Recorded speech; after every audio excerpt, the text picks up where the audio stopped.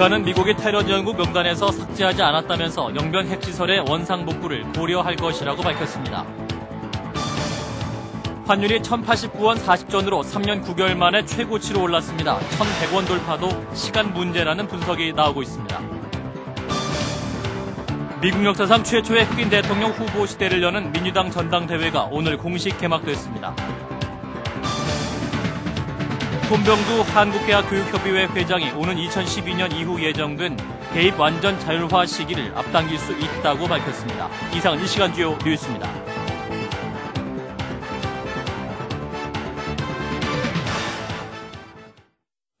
시청자 여러분 안녕하십니까? 북한 외무성이 핵 불능화 조치를 중단하고 핵시설의 원상복구도 고려할 것이라고 밝혔습니다. 미국이 북한을 테러 지원국 명단에서 삭제하지 않아서 13합의를 위반했다는 이유입니다. 외교부에서 정재훈 기자입니다. 북한이 핵 불능화 조치 중단을 선언했습니다.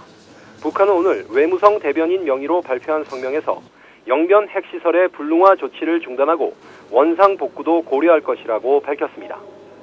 13합의에 따라 진행 중에 있던 우리 핵시설 무력화 작업을 즉시 중단하기로 하였다. 미국이 북한을 테러 지원국 명단에서 삭제하지 않음으로써 13합의를 위반했다는 이유에서입니다.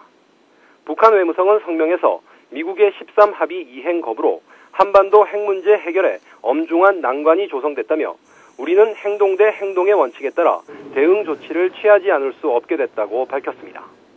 이어 핵시설 불능화 중단 조치는 지난 14일 효력이 발생됐고 이미 유관 기관들에 통지됐다고 덧붙였습니다. 북한은 육자회담 등 그 어떤 합의에서도 핵 신고서에 대한 검증 문제를 테러 지원국 명단 삭제의 조건으로 규제한 조항은 없다며 미국의 명백한 합의 위반임을 거듭 강조했습니다. 북한은 이와 함께 검증은 비핵화 최종 단계에 육자 모두가 함께 받아야 할 의무라며 이런 상황이라면 테러 지원국 명단에 그냥 남아 있어도 무방하다고 밝혔습니다. 외교부에서 CBS 뉴스 정재훈입니다. 원달러 환율이 또 10원 이상 급등하면서 1,090원대에 바짝 다가서며 외환시장 불안감이 커지고 있습니다. 서울 외환시장에서 달러화에 대한 원화 환율은 어제보다 10원 50전 오른 1,089원 40전에 거래가 마감됐습니다. 오늘 환율은 지난 2004년 11월 이후 3년 9개월 만에 최고치로 환율 1,100원대 돌파가 초읽기에 들어갔습니다.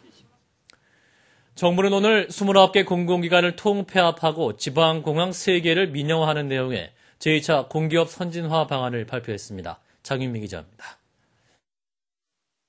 정리금융공사와 노동교육원, 코레일의 자회사인 코레일 에드컴 등 3개 기관이 폐지되고 한국과학재단과 학술진흥재단 등 29개 정부기관이 13개로 통합됩니다.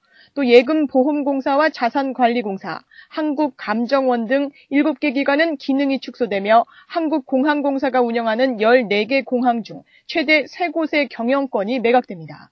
정부는 오늘 오후 공공기관 운영위원회를 열고 이 같은 내용을 골자로 한 2차 공기업 선진화 방안을 발표했습니다. 특히 정부는 매년 평균 10개 정도의 공공기관이 새로 생겨 중복 지원 등의 문제가 제기됨에 따라 이번 2차 선진화 방안의 초점을 기관 통합에 맞췄습니다. 이 밖에도 만성 적자가 문제인 지방공항 최대 3곳을 민간에 매각하기로 결정하고 오는 29일 토론회를 거쳐 대상 공항을 선정하기로 했습니다. 대개 1개에서 3개 정도 범위 내에서 앞으로 이 공개 토론회를 거쳐서 이 매각 대상을 결정하고자 합니다. 정부는 한편 통합 대상들의 인력 구조 조정 문제에 대해서는 고용 안정이 중요하다며 강제적인 구조 조정은 시행하지 않겠다는 뜻을 밝혔지만 노조 등의 반발을 피하기는 어려워 보입니다. 정부는 이번 발표에 이어 9월 초에는 이견이 많은 기관들을 중심으로 한 3차 선진화 방안을 발표할 예정입니다. CBS 뉴스 장윤미입니다. 미국 역사상 최초의 흑인 대통령 후보 시대를 여는 민주당 전당대회가 전 세계 이목이 집중된 가운데 오늘 성대한 개막식을 가졌습니다. 버락 오바마의 부인 미셸은 첫날 기조 연설자로 나서서 남편에 대한 전폭적인 지지를 호소하며 미국의 변화와 희망을 강조했습니다. 미국 콜로라도 덴버에서 박종률 특파원의 보도입니다. 버락 오바마의 대선 승리를 위한 미국 민주당 전당대회는 개막 첫날부터 축제의 한마당으로 펼쳐졌습니다. 하워드 딘 전국위원회 의장의 공식 개막 선언과 함께 시작된 오늘 대회는 각국에서 모인 취재진과 당원 지지자 등 2만여 명이 참석하는 등 전 세계 이목이 집중됐습니다. 낸시 펠로시 하원 의장에 이어서 뇌종양 수술로 투병 중인 에드워드 케네디 상원 의원까지 직접 오바마에 대한 지지 연설에 나서면서 대회 열기는 점차 고조됐습니다. 그리고 오늘 행사의 최대 하이라이트인 미셸 오바마의 연설이 시작되자 참석자들은 기립박수로 환호하면서 대회장은 한순간에 열광의 도가니로 빠져들었습니다. 흑인 여성으로는 미국 역사상 최초로 퍼스트레이디 후보가 된 미셸은 오늘 연설에서 애국심과 가족의 가치, 남편에 대한 사랑을 진솔하게 전달하며 오바마에 대한 전폭적인 지지를 호소했습니다. Where the current of history meets this new tide of hope. And you see, that is why I love this country.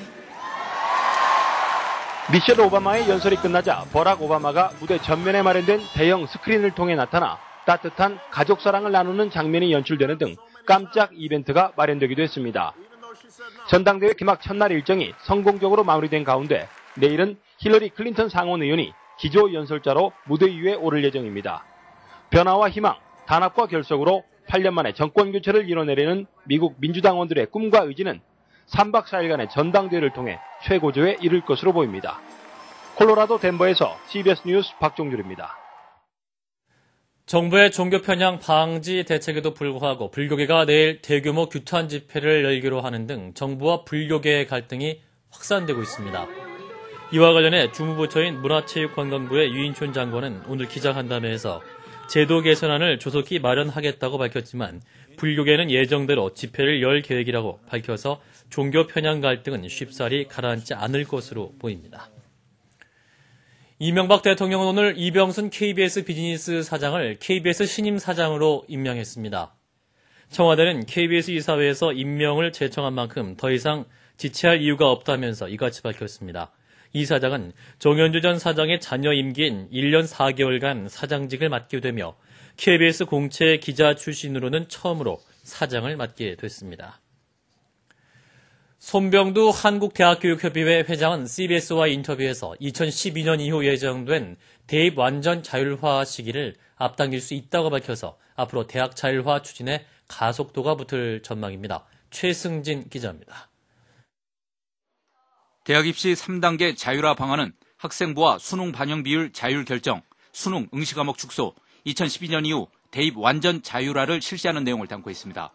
대입 업무를 주관하고 있는 한국대학교육협의회의 손병두 회장은 어제 CBS와의 인터뷰에서 대입 완전 자율화와 관련해 시기를 앞당길 수 있다고 밝혔습니다.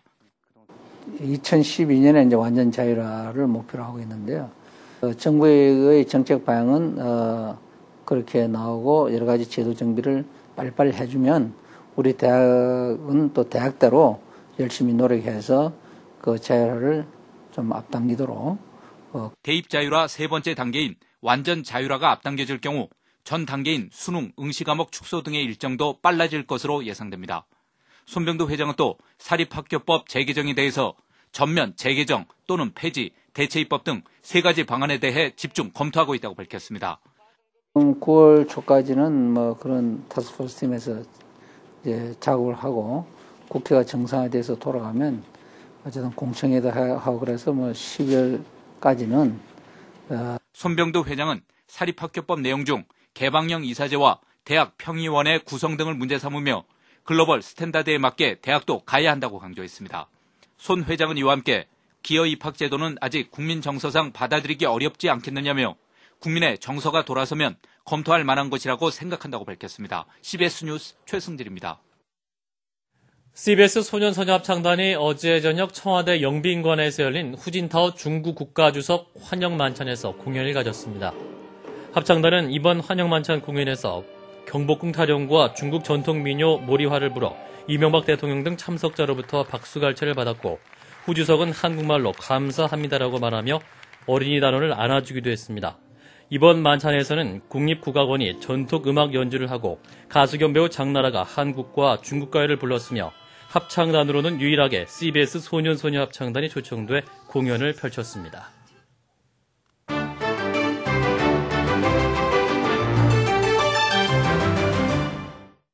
미국 민주당의 대통령 후보를 추대하는 전당대회가 막이 오르면서 미국 대선전이 뜨거워지고 있습니다. 유권자들을 상대로 한 텔레비전 광고도 본격화되고 있는데요. 공화당의 맥케인 후보 진영에서는 오바마의 경쟁자였던 힐러리 클린턴을 TV 광고에 등장시켜 민주당 전당대회 김빼기 작전에 들어갔습니다. 세계 속 화제 미국의 대선전으로 먼저 가보겠습니다. 적의 적은 동지다. 그렇지 않아도 버락 오바마와 불편한 관계를 유지했던 힐러리 클린턴이 공화당 맥케인 광고에 등장해 오바마 진영을 불편하게 하고 있습니다. 맥케인 진영은 민주당 전당대회가 시작되기 직전인 지난 24일 두 편의 TV 광고 모두에 힐러리와 함께 예비선거에서 힐러리를 지지했던 한 여성을 등장시켰는데요. She had the experience and judgment to be president. Now, in a first for me, I'm supporting a Republican, John McCain. I think this is an election where we are going to see a number of Democrats for McCain and Republicans for Obama. 민주당 예비선거에서 힐러리가 오바마를 공격하는 장면을 부각시킨 이 TV 광고의 등장으로 오바마 진영은 물론 힐러리 자신도 곤혹스러워하고 있습니다. Senator Obama's campaign has become increasingly negative. The truth hurt, and Obama didn't like it. 핵무장설로 미국과 오랫동안 불편한 관계를 유지해온 이란이 이번에는 자체적으로 건조한 잠수함 진수식을 가졌습니다. 이란 국영TV에 공개된 이 잠수함은 미사일은 물론 어뢰까지 탑재하고 있습니다. 국영TV는 무스타파 모하메드 나자르 국방장관의 말을 인용해 자체 방위력을 키우기 위해서 막대한 자금을 투자해 무기 현대화 작업을 진행하고 있다고 보도했는데요. 이란의 잠수함 진수식, 미국은 물론 이스라엘을 자극하기에 충분한 것 같습니다. 소말리아의 수도 모가디슈의 샤모 호텔입니다. 이곳에는 무장 세력에게 납치된 캐나다와 호주의 기자가 억류돼 있습니다.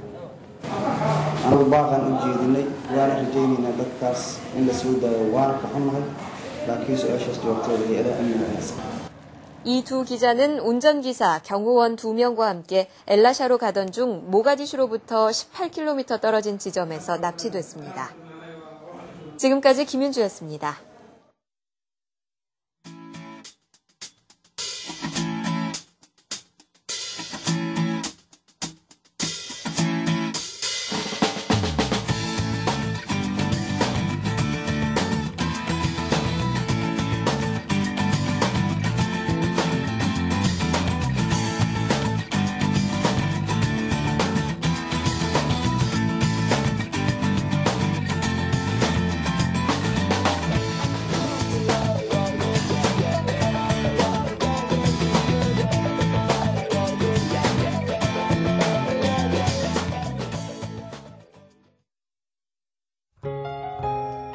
날씨입니다. 내일은 고기압의 가장자리에 들겠습니다. 강원도 영동과 제주도는 구름이 많고 그 밖의 지방은 대체로 맑겠습니다.